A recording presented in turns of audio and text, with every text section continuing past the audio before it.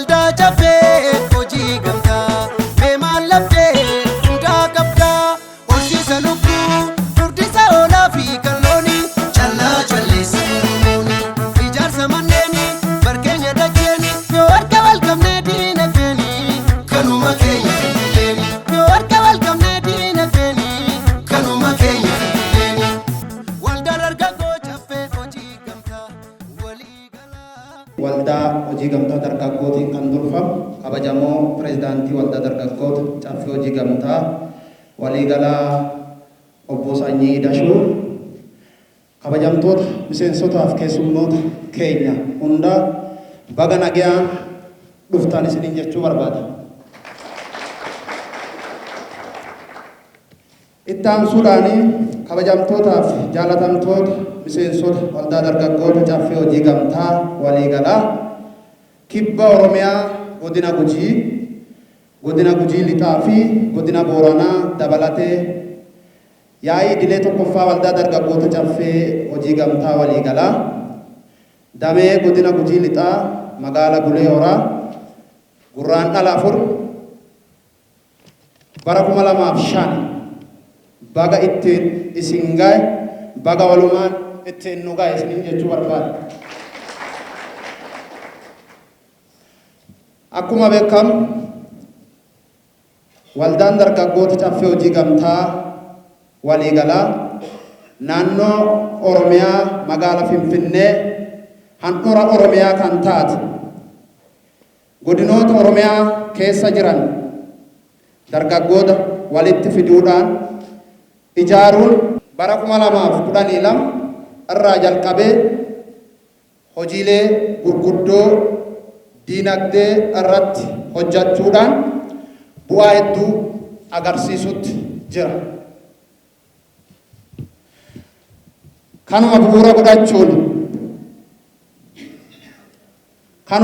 godhachuun akka Oromiyaatti godinaalee hedduu irratti kan hojii hojjataa jiruuf amma immoo kibba Oromiyaa irratti godinoota 3 Gujii lixaaf Booran miseensotaaf carraa hojii akka argataniif miseensota waldaa horachiisuuf dinagdee dargaggootaaf ikoonoomii biyyaa kennaaf akkasumas naannoo keenya ol guddisuuf hojii isaa eegalee jira. Waldaan kun gosa hojii dhiyeessii midhaan dheedhii, horsiisa lukkuu, horsiisa re'ee, horsiisa loonii, meeshaalee ijaarsaa, albuudota garaa garaaf dhiyeessii bunaa irratti hojjechaa kan jirudha.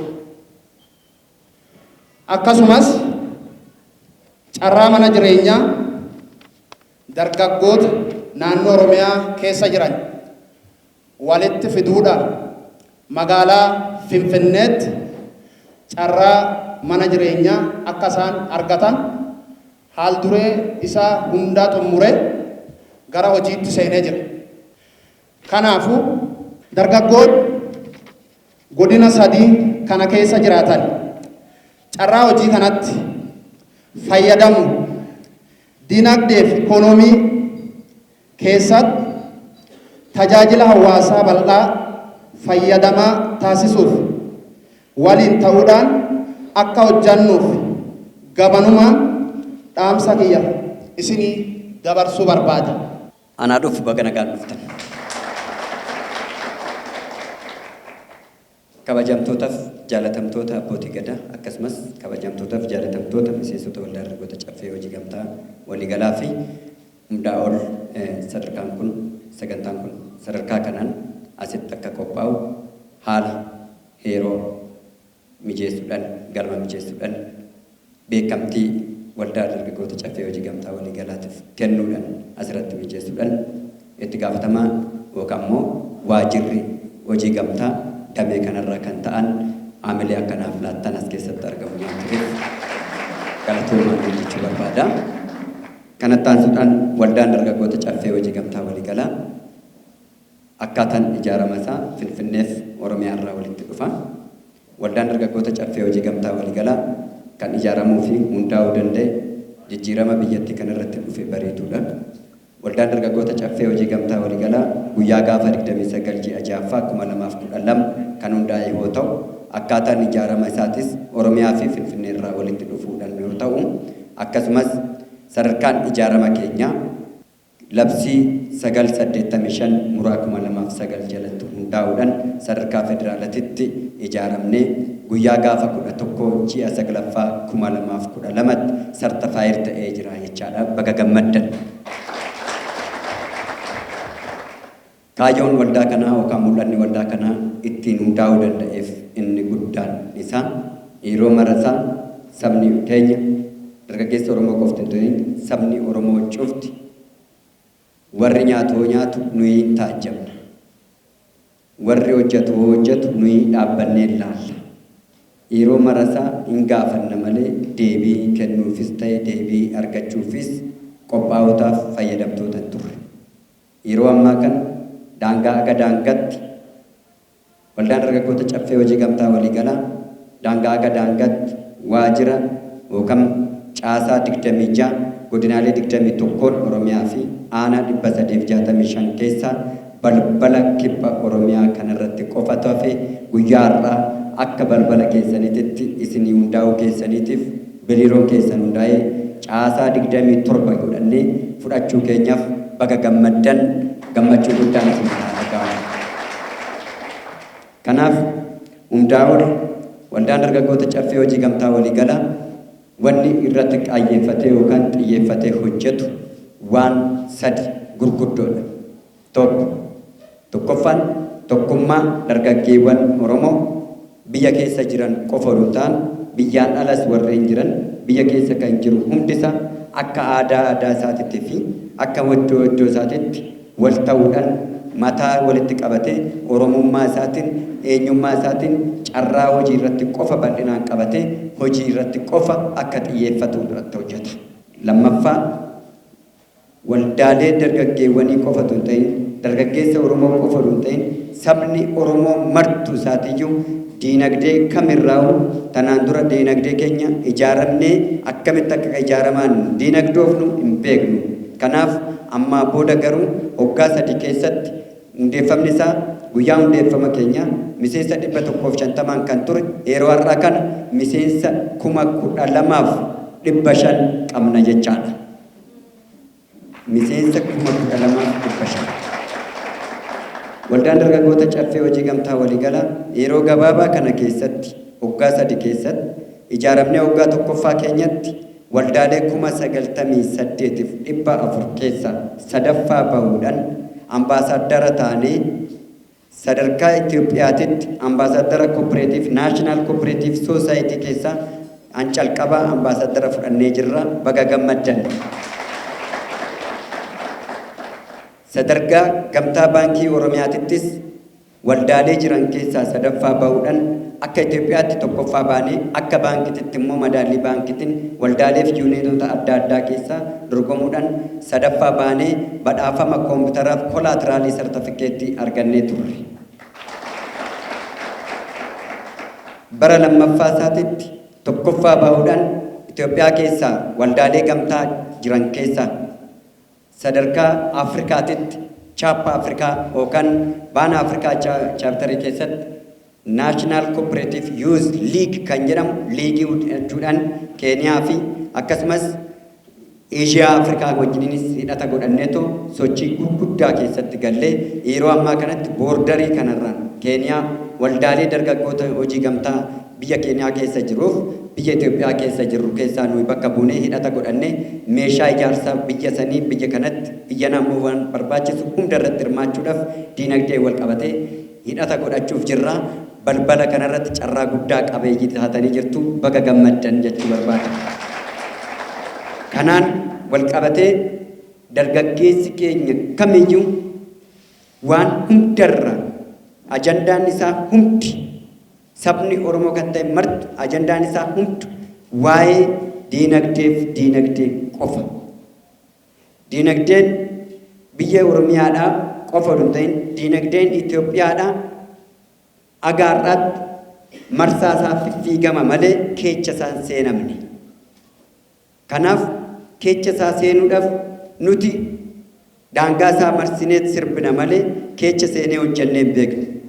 Amma garuu bara hoolaan re'ee ta'ee akka re'eetti mar'achuu calqabetti nu hoolaa ta'uu hin barbaachisu waan ta'eef akka re'eetti gamna ta'uun abshaalummaan deemuun murteessaa waan ta'eef waldaan dargaggoota caffee hojii gamtaa waliigala iddoo handhuura Itoophiyaa yookaan argamtii saba Afrikaadhaa ta'e magaalaa Finfinnee keessatti teessoo keenya magaalaa Finfinnee godhannee sadarkaa pirezidaantiitiinis gamtaalee keessaa innaa yaamamu pirsimpilii Neezerlaandii irratti kooperaatiivii Neezerlaandiitii fi akkasumas immoo pirsimpilii Keeniyaa keessatti itti fayyadamnee pirezidaantummaadhaan isa calqabaati waldaan dargaggoota caffee hojii gamtaa waliigala.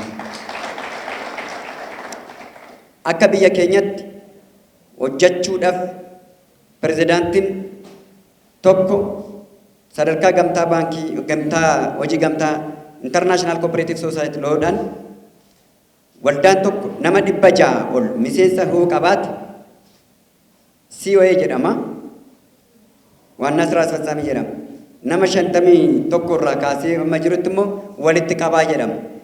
Akka labsii biyya kanaatti irrattis immoo pirezidaantii jedhamee kan yaamamu nama 2500 oliidha. Waan ta'eef nuti immoo dachaa 5 ol olaa gahee waan guuttanneef pirezidaantii jedhamnee jirra. Kuni kan calqabaa keenyadha jechaadha. Kanaaf waan hundaan qabsooyyummaa irratti qabsaa'u qabsoo waan hunda irratti qabsaa'utiin sabni Oromoo fuulduraanis tokkoffaadha duubaanis olaalamu tokkoffaadha.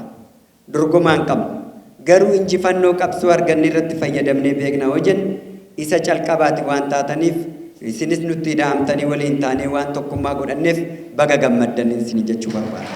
Kanaaf galteen waldaa dargaggoota caffee hojii gamtaa waliigala biyyattiin Itoophiyaa ooddiin waliin qabna jedhamee ta'u sabni kamiyyuu ittiin jiru magaalaa Finfinneetti ooddiin waliin qabna jedhama.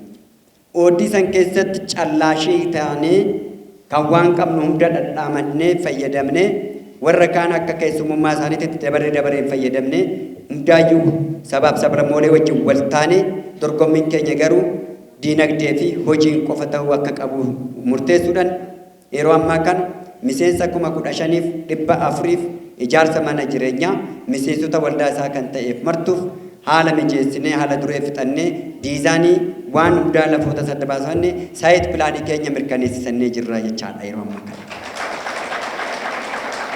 Tokkoffaa haala amma jiruutiin ijaarsi manneen jireenyaa 30-70 kan jedhamu san calqabaaf qaamni kamiyyuu otoo hin beekin waldaan dargaggoota caffee hojii gamtaa waliigala hundeeffamaaf ijaarama isaatirraa kaasee kaayyoo isaaf fizibilitii isaa keessatti qorannoo bu'aa qabeessummaa waldichaa keessatti hammatee waan ka'eef yeroo ammaa kan parsantii 70 dhibbantan 400 yoo ta'u parsantii 70 283 fi qarshii 500 yoo ta'u parsantii 30 221 fi qarshii 500 yoo ta'u akkamitti miseensi tokko abbaa manaa ta'a kan jedhamu adeemsa irratti walitti dhufnaa jechaadha. Kanaaf isa hunda isaatiyyuu mijeessinee waan fidnee jirruuf baga gammaddan anaa dhufu booda irratti walitti agarra galatoomaa isinan jaaladha isinan kabajeeffadha galatoomaa. Kabajamtoota abbootii gadaa akkasumas kabajamoo pirezidaantii waldaa dargaggoo caffee waliigala akkasumas kabajamoo miseensa waldaa dargaggoo caffee waliigala Oromiyaa baga guyyaa har'aa geettan isiniin jedha. Ittaansuudhaanii dargaggooti waldaa hojii gamtaa keessaa gurmaa'anii gahee isaanii maali? Dargaggoota akkamitti gurmaa'anii hojii isaa hojjechuu danda'anii dargaggoota akkamiin ga'umsa isaanii ibsachuu danda'an ka jedhu waldaa hojii gamtaa keessatti gahee guddaa qaba jecha. Kana gaafa jennu salphinyee laalluu aduun ta'in waldaa hojii gamtaa keessatti dargaggoonni hojii guddaa qabu gahee isaanii immoo olaanaadha. Maafi hin beekamne akka godina keenyaatti maafi qaamuma biraatti gurmaa'ee hojjechuu danda'a. Garuu akka waldaa hojii gamtaatti gaheen dargaggoota akka malee olaanaadha. Kana gaafa jennu dargaggooti humna qabaa. Waan garaa fidee dhiyeessuu danda'a. Uummata isaanii faayidaa dhuunfa isaanii aduun ta'in faayidaa gamtaa ta'anii hojjechuuf uummata isaaniitiif hojii guddaa hojjechuu danda'an. Kan ammoo akka godina keenyaatti hin beekanne meebii akka Booranaattis beekamuu dhabuu danda'a jedhee yaadamaa fi hojii gamtaa nama umuriin deeme yookaan nama walii gurmaanii jaarrolee maanii kan akkas yaadu.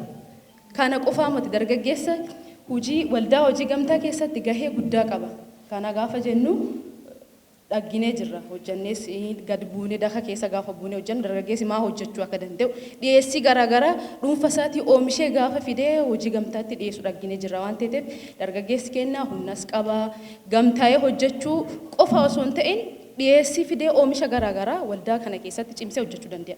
Akka carraa ta'e waldaa dargaggoota caffee Oromiyaa kuni carraadha waldaa dargaggoota keenyaatiif jedhee yaada akka godina Gujii Lixaatti maaf gaafa jedhu gahee isaanii olaana godina kana keessatti oomishi garaagaraan jira dhiyeessuu hin danda'anii lukkuu horsiisuu hin danda'anii wanni garaagaraan jira dammiin jira quuphaa wanni hin jirre godina keenya keessa hin jiru waan ta'eef kanatti fayyadamee hiyyummaa hirdhisuuf dargaggeessi keenya karaarra ta'ee waan tokko waan hin teene hojjechuuf siyaasa garaagaraa keessa deemee hojjechuuf dhiisee gaafa waldaan gurmaa'e hojiin inni as keessatti hojjetu guddaa.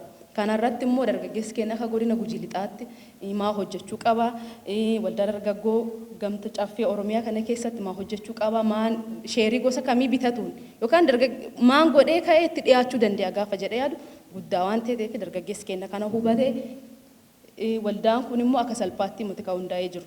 Meebii akka carraa ta'ee anis amma dhufee qoradhee jira. Waldaan kun waan hedduu keessa dabale carraa kanarra kadhaqqabe.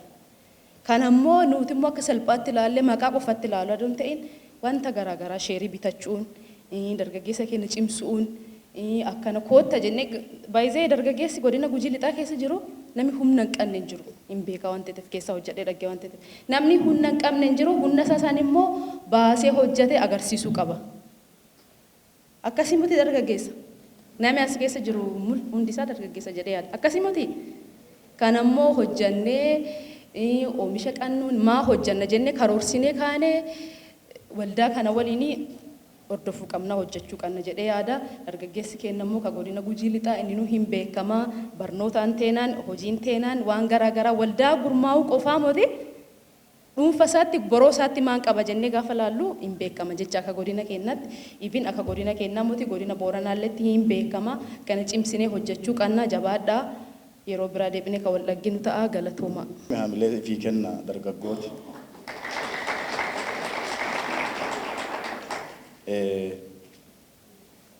Warri ka'umsarraa kaatanii qorannoo waldaan hojii gamtaa caffee jedhamu. Humni dargaggootaa humna murteessaa dinagdee biyyaa kana keessatti dhiibbaa uumuu danda'u. Humni murteessaan kun yoon gurmaa'in beekumsa qabu qabeenya qabu yoo walitti hin fidin dhiibbaa uumuu danda'u jettanii Finfinneen haga daangaa Keeniyaa Finfinneen haga daangaa Sudaan Eertiraa warri dargaggoota akkasitti ijaartan dargaggoonni magaala Bulee Horaatii fi godina Gujii Lixaa keessa jirtan koree tana yeroo tokko galateeffadha. Sababni isaa biyya kana keessa namoonni lama dhiibbaa gurguddaa uumanii waraana keessatti dinagdee keessatti uumanii yeroo mootummaan Oromoo hunda keessatti qormaata Oromoo ta'an namoota bifa kanaan ijaaramanii namoota bifa kanaan Finfinnee keessatti waldaa garaagaraa ijaaranii yeroo waraanni ka'u waldaan kun dhiibbaa guddaa akka Oromoon biyya hin bulchine akka Oromoon dinagdee keessatti gahee isaa hin taphanne karaan ittiin godhan kana. Ijoolleen Oromoo immoo istiraatiijii kana amma fuudhanii Oromoon karaa kanaan deemuu qaba. Dinagdee keessatti gahee kana taphatuu qaba. Humni Oromoo keessaan humni guddaan immoo biyya kana keessatti dhiibbaa uumuu danda'u dargaggoota jedhanii qixa kanaan ijaaruun beekumsa guddaa kana hunda caalaa kanatti tole qorannoo gaggeeffame beekumsa guutuun waldaa ijaarame waan ta'eef waldaan kun akka waldaa xixiqqoo ganda keessatti ollaa garaagaraatti ijaaramee qabeenya qanuurratti ijaaramee yeroo garaagaraatti higataa qormaata keessa kallitu hin ta'in qorannoo fi qo'annoo waan ijaarameef ce'umsa dinagdee Oromoo keessatti waldaa iddoo guddaa qabu waan ta'eef dargaggoon waldaa kana miseensa ta'an waldaa kana keessatti gahee kennan baana jettanii as keessatti gurmoottan carraa qabeessa. Sababni isaa qabeenyi biyya Oromoo naannoo Oromiyaa kana keessa jiru biyya Itoophiyaa kana keessa jiru deemee waggaa 50 darbee dhiisi waggaa 4 kan akka harka Oromootti kufeen beektan. Qabeenya harka nu jiru kana karaa gurmaa'een yoon tissiin yoon bulchiin yoo ittiin fayyadamin ammal qaama biraa harka tursina waan ta'eef dargaggoon godina keenya magaalaa keenya waldaa kana keessatti gurmoottan qabeenya magaalaa kana keessa jiru qabeenya godina kana keessa jiru karaa sirrii ta'een akka Oromootti Oromoo keessatti gahee taphachuu akka ni danda'u biyya kana keessatti dhiibbaa uumuu akka ni danda'u kana qofa don ta'in maxxantummaa hawaasa naannoo kana jiru Gujii fi kabiraal dinagdee keessatti taphachuu danda'u oomishas keessaa argamu biyya haga sadarkaa biyyoolessaatti gabayaa dhiyaate fakkeenya kaayoo waldaa kana dubbisa ture re'ee hoon loon buna riisoorsii biyya kana keessa naannoo kana keessa jiru haga impoortii fi ekspoortiitti qabatee dargaggeessi dinagdee cimaa ijaaru waldaan kun kaayoo isaa keessa sirrii kaayera waan ta'eef dargaggeessi keenya liqita kanaan qabatanii gaaffii mirgaas karaa kanaan yoo gaafatame irra hiika argata. Gaaffii mirgaa mana jireenyaa riil isteetii iddoo garaagaraa iddoo oomisha karaa itti gaafatanii argatan karaa gurmaa'e kanaan yoo ta'in dinagdee keessa gafee taphachuun qabnu waan ta'eef dargaggeenya irra ijaarantan qabeenyi beekumsi keessan yoo walitti qabame biyya Itoophiyaa kana keessatti naannoo Oromiyaa keessatti godina kana keessatti magaalaa kana keessatti dhiibbaa guddaa uuma. Yommuu bittannoonni afaan 5 afaan 3 yaada 2 yoo qabaanne dinagdee walii qabuu hin dandeenyu biyya walii qabuu hin dandeenyu humnallee walitti qabuu hin dandeenyu. Kanaaf yaadaan tokko ta'uun humnaan tokko ta'uun gurmaa'insa jiruun tokko ta'uun dinagdee keessatti dhiibbaa uumna bulchiinsa biyyaa keessatti dhiibbaa uumna dorgomaa ta'an ifi dorgomaa ta'uu qofaa miti dargaggeessa kana dorgomaa taanaan saba Oromoo dorgoma Gujiin dorgoma. Kita kanaan qabadha dargaggoonni guyyaarraa waldaa kana keessatti ijaaramtan cimaa qabeenya naannoo kana jiru irratti hojjedha dargaggoota hedduu ifi qofaa qabaatan adun ta'e faana keessa hiriirsanii akka baa'u cimaa hojjedha baga dhaqqattan baga gammaddan waldaan kun waldaa ce'ee biyya kana ceesisuu akka ta'u hawwii kiyya ulfaadha kabajama. Maqaan kiyya dargaggeettii Achaamilee Shaxinaafuu jedhama godina Gujii Lixaarra. Dhugaa dubbachuu fi waldaan dinagdee biyya keenyaa guddisuu keessatti gahee olaanaa qaba. Akkuma beekamu waldaan kuni waldaa hojii gamtaa dargaggootaa kan caffee Oromiyaa har'a yeroo jalqabaatiif godina Gujii Lixaarratti argame. Nuti ammoo akka dargaggeessa godina Gujii Lixaarratti fayyadamummaa dargaggeessa uummataa yookaan fayyadamummaa dargaggeessaa maali? Hanga ammaa dargaggeessi godina Gujii Lixaa maal argachaa ture? Maal hojjechaa ture? Waan jedhuun yaa'ii idilee tokkoffaa kanarratti marii guddaa taasisnee jirra. Pirezidaantiinis kan waldaa dargaggoota caffee Oromiyaa as dhufanii marii guddoo marii bal'aa waliin taasisaa turre. Marii kana keessatti wanni an qayyabadhe maalidha? Dargaggeessa hedduu qabna. Akka godina Gujii Lixaatti dargaggeessa beekumsa olaanoo qabu, dargaggeessa barnootaan abdeet ta'e, dargaggeessa hojjechuu danda'u, humnaanis ta'e, beekumsaanis ta'e nama barate hedduu qabna. Dargaggeessi kun ammoo faayidaa dargaggeessa irratti marii geggeessuun homaan jiru jechuun hin danda'amu. Maaliif dargaggeessi tokko osoo humna qabu, osoo beekumsa qabu, osoo dandeettii qabu waan tokko hojjetaa hin jiru. Kanaafuu waldaan kun akkasitti gurmaa'ee yeroo jalqabaatiif godina Gujii Lixaa irratti dhufuun isa anaaf carraa guddaadha. Uummataafis carraa guddaadha. Dargaggeessa godina Gujii Lixaatiifis carraa badhaadha jedhee yaada. Inni kun maalidha? Waldaan kun hojii guddaa hojjetaa ture. Akka amma gabaasni nu dhiyaate irratti hojii bal'aa dargaggeessa Finfinnee hojii bal'aa naannoo isaanii kan argaman hundi hojii bal'aa hojjetaa ture. Nuti hanqina beekumsaa hin qabnu. dhugaa sitti hima. Dandeettii hin qabne ammas ta'etu boris waan hedduu hojjechuu hin dandeenye dargaggeessi godina Gujii lixaa jechuudha. Garuu eenyutu nu mariisisa? Mee namni walitti nu qabu? Mee ijoollee rakkoon keessa maani rakkoo keessa himadha namni nuun jedhu meeti hin jiru. Kanaafuu nutiin ammas ta'etu boris waldaan kun asitti gurmaa'uun isaa asitti dhufee rakkoon keessa maali kana waliin haa hojjannu nuun jechiis isaa waan guddaadha. Anis kanaan qara miseensa turre miseensa waldaa kanaan turre ammaan booda miseensa waldaa kanaa ta'e hojiilee bal'aa miseensa waldaa kanaa waliin ta'e hojjechuuf asumaan waadaa galuu qaba. Inni kun waldaaleen amma caffee Oromiyaa kuniin pirezidaantiitti dhufee nu mariisisaa ture hojii guddaa hojjetaa ture. Hojiin amma inni gabaasaa ture hedduudha as keessatti kan nu himaa ture bifa maanuwaaliin illee qopheessanii hojii guddaadha. Horsiisee loonii irratti, horsiisee re'ee irratti, lukkuu irratti, horsiisee lukkuu irratti, midhaan dheedhii qopheessuu irratti, dhiyeessii simmintoo irratti waan hedduudha. Kana nuti dhabne beekumsa isaas hin qabne garuu nama nu mariisisee bakka tokko nu qabee rakkoon keessa maalidha waan jedhu dhabne malee kana cufa hin qabne nuti warqees qabna akka godina Gujii lixaatti warqees hin qabna dhakaas hin qabna waan dhanne hin qabnu waan ta'eef dhuguma carraa guddaadha kuni akka dargaggeetti godina Gujii lixaatti dargaggeessa godina Gujii lixaatiin gamanumaanuu yaada kiyya dabarsuu barbaada koottaa walii hojjannaa waan dhageettaniif galatooma jechuu barbaada. Maqaan kiyya Abarraa Hilee jedhama dhalatuma godina Gujii lixaa kana dhufuu keessanii fi baay'ee galatooma isiniin jedha baga nagaan nu dhuftani. Kanaan dura fagoo waan dhage'aa turre adda ijaa keenya argine karaa iskiriinii adda addaatti argine pirezidaantichi waldaa kanaa dhufee nu barsiisa keessanii fudhannee jirra.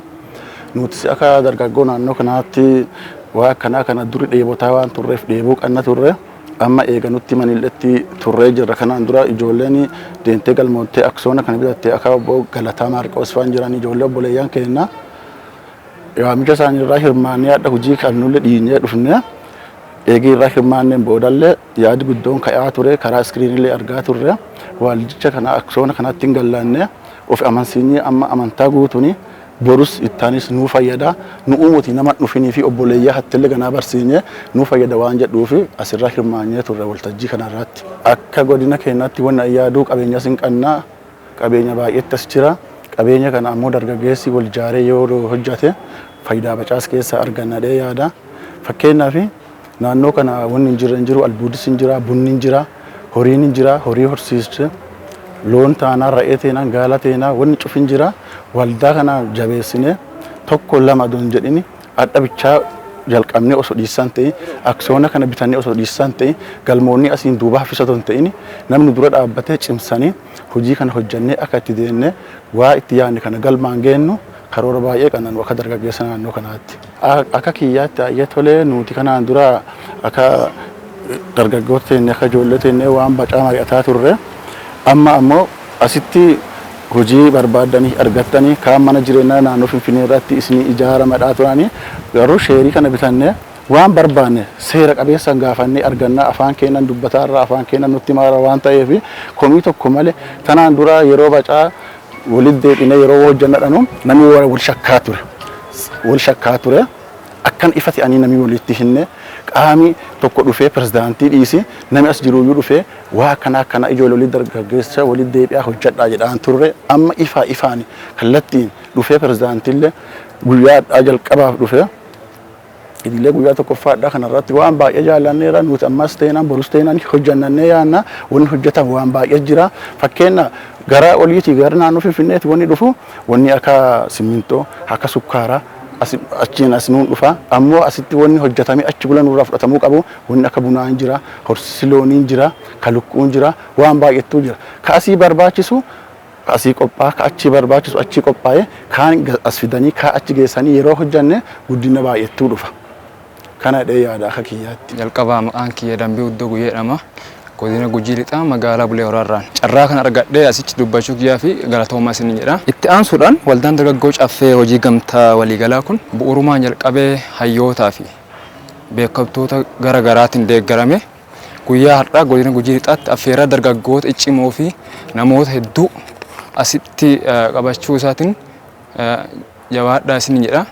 Itti aansuudhaan waldaan kun waldaa saayinsaawaadha. Waldaa dargaggeessaa fi hayyoota gara garaatiin bu'uurameedha. Waldaa kana keessatti tanaan dura akkuma beekamu uummati keenya uummati Oromoo sabaa salamoon gara garaas keessa jiraatan haala qaala'insaattis wal qabate waldaa akkasii keessatti carraa argannu turre. Haa ta'u garuu har'aatan ogeeyyoonni keenya hedduun waan kana deeggaranii asii baasanii carraa kan arganneen tokko fakkeenyaaf godina Gujii Lixaatti albuudota hedduu jiranii qabeenya uumamaa kanneen akka albuuda gargaraa re'ee horii lukkuu gargaraattis jira. Kanuma wal qabateen gabaa giddu galeessaatiin hidheeffamni turre. Har'a garuu waldaa kanaan wal qabate akkuma beekamu waldaa guyyaa har'aa asitti yaa'ii tokkoffaa dargaggeessa gargaraatiin hayyoota gargaraatiin asitti mari'atamee ture. Akka dargaggeessatti hojii dhabaa hedduu jira. Hojii dhabaa itti galeedhaan dargaggeessi kun akka inni milkaa'u abdiis qabaa. Isin dhuftanii dubbisuu keessanii illee galatoomaa jenna. Waliin jirra waan ta'eef jabaadhaa isiniin jedha. Gamanumaanii akka beekamu dargaggeeyyiin hojii dhabeeyyiin hedduun godina kana keessatti argaman waan jiraniif carraa kanaan nama guddaa ta'uu danda'anii hojii argachuu danda'an waan ta'aniif gamanumaan dhufanii waldaa kana keessatti walii haa cimsuu nuti, walii haa jabaannu nuti, walii haa jaalannee tokkummaa kanaan waldaa kana haa ceessinyu isiniin jedha. Kan dabarsuu barbaadaaf galatooma. Ayyee galatoomadha. Waldaan dargaggoota caffee hojii gamtaa waliigalaa akkuma beekamu yaa ijaarsi isaa iddoo adda addaatti irratti akkuma waliigalaatitti waldaan rifoormii fi akkasumas immoo bakka duraan bu'uureeffan bakka caasaa hin qabne irratti caasaa isaa caaseffachaa gadi utubachaa jira. Gaggeessitoota isaatis bakka buufachaatti kan deemaa jiru. Amma akka balbala kibba Oromiyaa kanarratti Gujii lamaanii fi akkasumas godina Booranaatti irratti gadi hundeeffachuudhaan inpuutii asii jiru yookaan immoo oomisha galteen asii karaa jiddugala magaalaa Finfinneetti dhufuu qabu baay'eetu jira. Bunni jira, dammi jira, albuunni adda addaa jira, warqeen jira. Waan adda addaa kanarratti akkamitti hojjechaa jira. Dargaggeessi warra hojjetu laaleeti taa'aa oola, laalaatu oola malee ofiidhaatti bu'ee hojjechaa hin jiru. Kanaaf akka hojjetaniif isarratti sirriitti hojjetee humna ofiitiinis itti gadi bu'ee hojjetee waan qabnuunis nutis itti gadi gorree qindoominaan tokkummaadhaan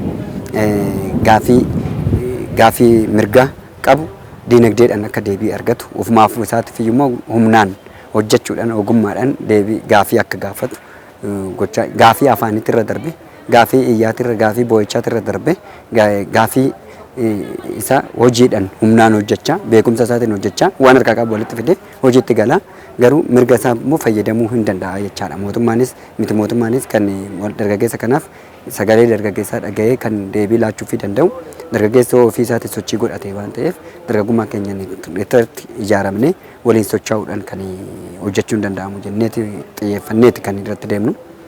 Kanaan wal qabatee yaa'ii calqabaati yaa'ii idilee tokkoffaatti kan asirratti har'a goonee jirru.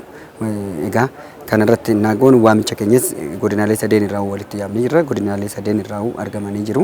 Godinaalee sadeen irraa bakka bu'uutummaa ka'umsa waan ta'aniif waan jalqabaa waan ta'eef bifa saniitiin yeroo dhiyootti garuu ammas deebisnee hidhamiisa gara karaa Keeniyaatiin Keeniyaa Naashinaal Youth Cooperative Society League kan jedhamu jira. Liigii isaanii wajjin hidhata godhannee waliin itti deemna jenneetti kan eegaa jiru jechaadha.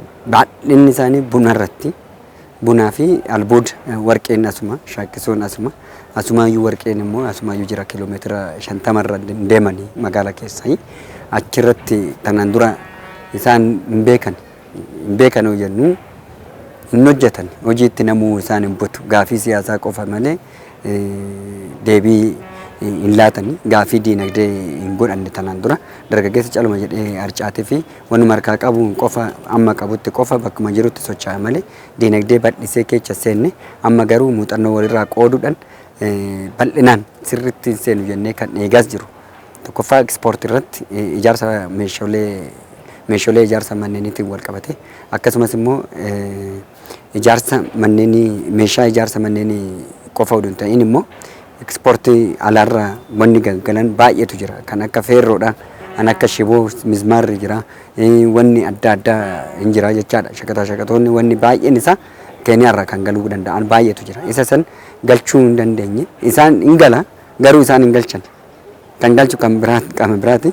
Qaamni galchu sun immoo waan biraa eeyyama addaa qabaatee oduu hin ta'in eeyyamuma nuyi qabnu kana irratti hojjechaa jira waan ta'eef mootummaan naannoo Oromiyaatis ta'e mootummaan godina bulchiisni godinaattis akka waliigalaatitti akka nu bira dhaabbatu asumaan asitti waamicha keenya dhiyeessaa fi dargaggeessi keenya sirriitti bal'inaan leenjisaa ta'u itti galchina jennee itti kaffiigaa jirru jechaadha. Dargaggeessi kamiyyuu waldaa dargaggoota caffee hojii gamtaa waliigalaa keessatti miseensa ta'uun oo fayyade malee hin miidhu.